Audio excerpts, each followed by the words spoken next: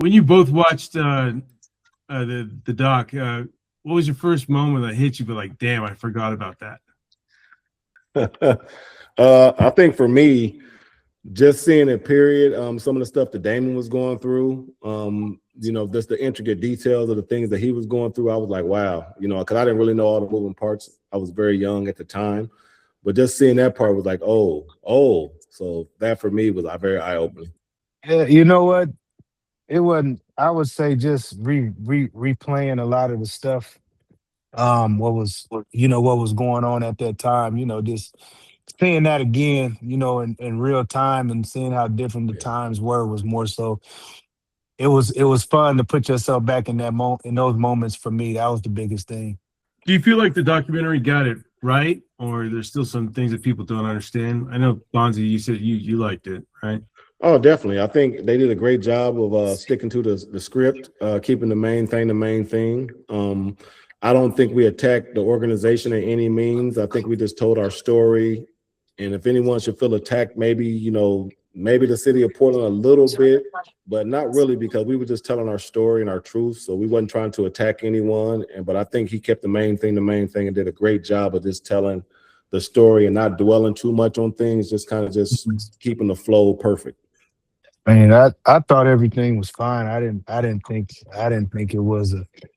I don't think nothing was overkill. I don't think that it was an indictment on anything, because the reality of it is it was 20 plus years ago.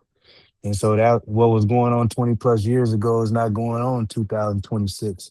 Mm. So, I mean, everybody's prospered. Everything moves forward, And so I just think, again, like Bonzi said, it was more so from our perspective. It wasn't given, everybody's perspective, because everybody's perspective is different. I mean, each person's perspective is different. If social media existed back then, uh, would it help your story? I mean, it wouldn't have helped you. It would have made things pretty damn bad, right? Like way worse. It would have made stuff worse based on the times, for sure. Because we still were in the times. But good thing we didn't have social media. Uh, but you had a one sports town, one professional sport, one professional sports team. You had one newspaper. So everything was always going to be centered on the Blazers, and I understood that, being Yeah. from Portland. So that was just a part of it. Yeah, and I'm with Damon. I think the only thing that would have been positive about having social media back then is that we had a voice to kind of tell our side of the story. But we were so united in terms of, if one's not doing something, we all not doing something. So if Rasheed wasn't talking much, we're not going to talk much, and if we do, it's going to be just enough to not get fined. We're not going to get too much personal with a person, because I can't be kikiing with a media guy, then go hang with Damon and Rasheed, knowing they don't like the media guys. So we just kind of took our stance on what we would talk about and what we wouldn't talk about. And most of the time, we wouldn't talk about much at all, other than surface things. You guys were good enough to contend. I mean, obviously. What's the biggest myth about why the team didn't win it all? To me, the biggest myth was our off the court issues. My situations were they were isolated incidents lived through the public, and you have a window in professional sports to capitalize on winning, and we didn't do that. Unfortunately for us, like we went to people don't talk about this, but we went to the conference finals 2 years in a row. We got swept in '99, then we go to Game 7 in 2000. Then that next year we come back, we had the best record, or the second best record in the NBA at the All-Star break, and then we lost. We ended up losing 15 out of 17 games and still won 50 games. So my point is that we had a window. It didn't have nothing to do, to me, with what was going on off the floor, and I think that was the biggest misconception. No, I was telling Bonzi before we got on that I was a Lakers guy, so I knew you guys pretty damn well.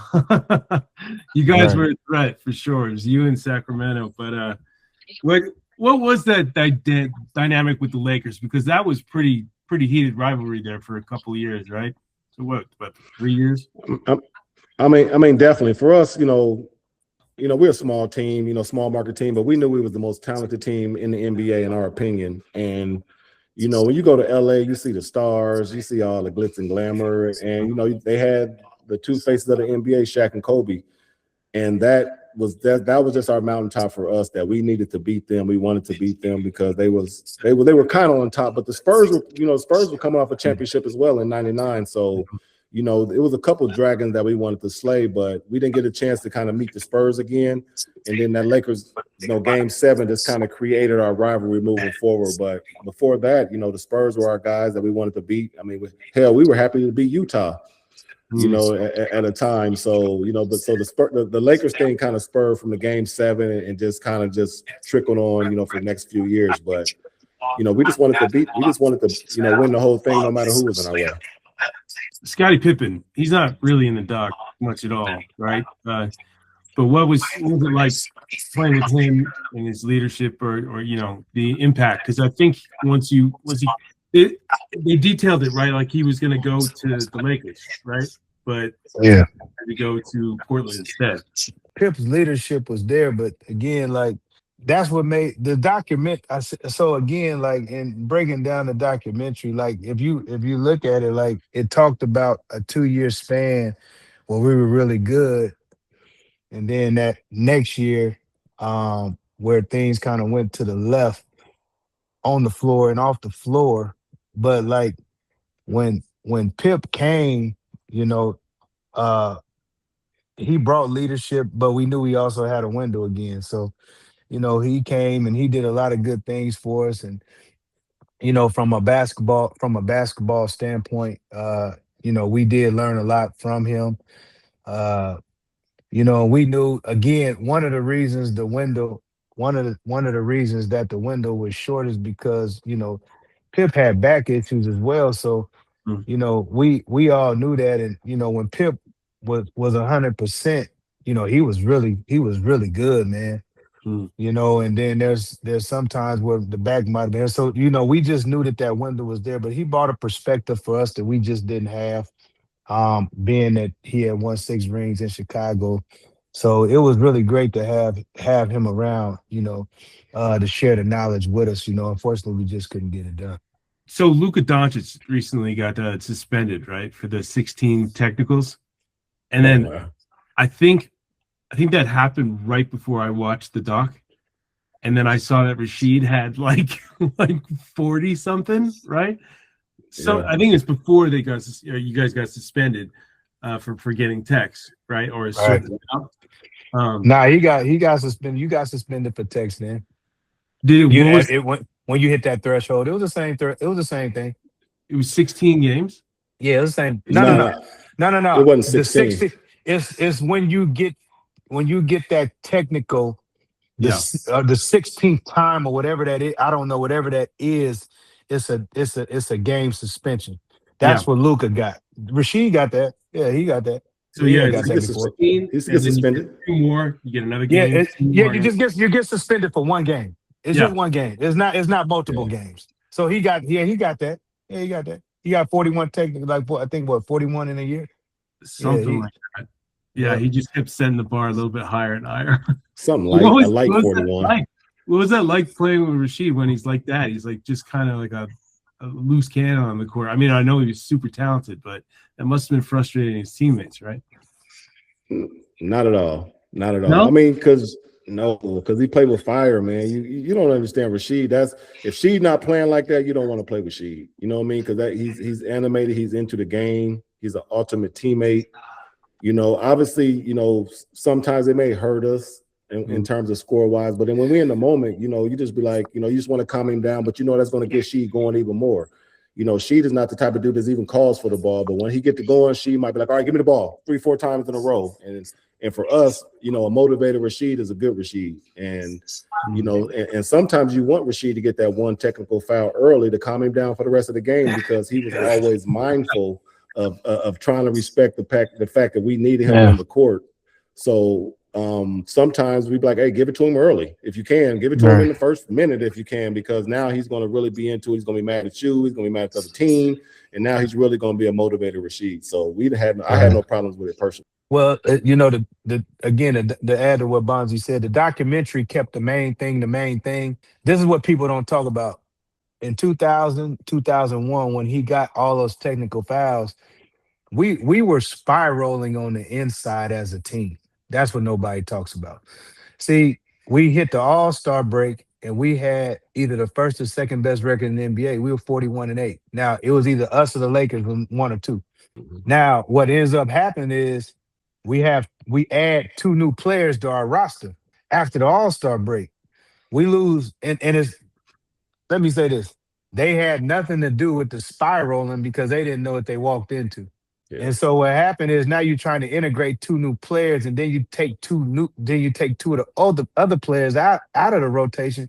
We lost 15 out of 17 games. That's what nobody talks about. And Mhm. so to me, him getting the technicals, like that wasn't going to change the dynamic that was going on the inside because nobody knew what was going on the inside. It just wasn't social media to talk about once we got Rod Strickland, Greg Anthony. He left. He left. Like we had a lot of stuff going on the inside.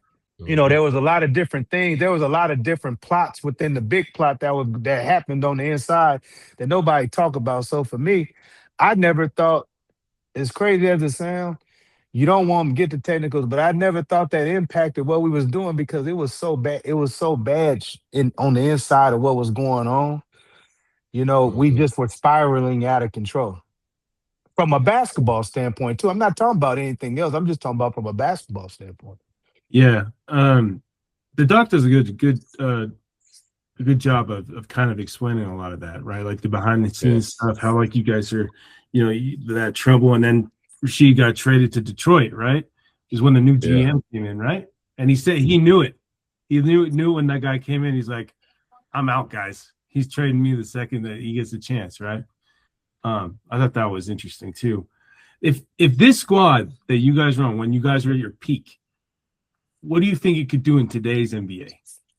What rules are we Oh, playing with? That's Go ahead, good. Dave. Yeah. Okay. Today's rules then. I Today's don't, rules. I don't I just hate comparing. I hate comparing today's game and that game. But be honest with you, we would have to change the we would have to change the back of the bench. So that's what I'm saying, man. We had the way the team was put together, it was put together to beat the Lakers. The team wasn't put together to play with the teams of today.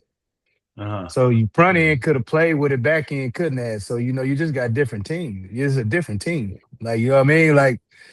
And so for me, we could have competed. I ain't saying we couldn't have competed. We could have definitely competed. We could have we could have probably beaten, been in the mix up against a lot of these teams. But again, for me, it's just the game would be played differently. Like Bonzi would be the four. Yeah. Yeah. Like, you know what I'm saying? So it's just Yeah. Rasheed would have been the five, Bonzi could have been the four. Pip still could have been like a point forward. Me and Spitty out there like that. Like I'm just saying, like that looks different than what we were actually playing with. We had Yeah. Sabonis, we had Dale Davis, we had Sean. A lot of them guys were there to guard Shaq. like, Yeah. Yeah. Right. Well, like, I you know was what I'm gonna saying? say what that dynamic. I mean, what was that like? The fact that your team was basically built just to take on Kobe and Shaq. I thought it was. Go ahead. Go ahead, No, go Dave. ahead, go ahead, Bond.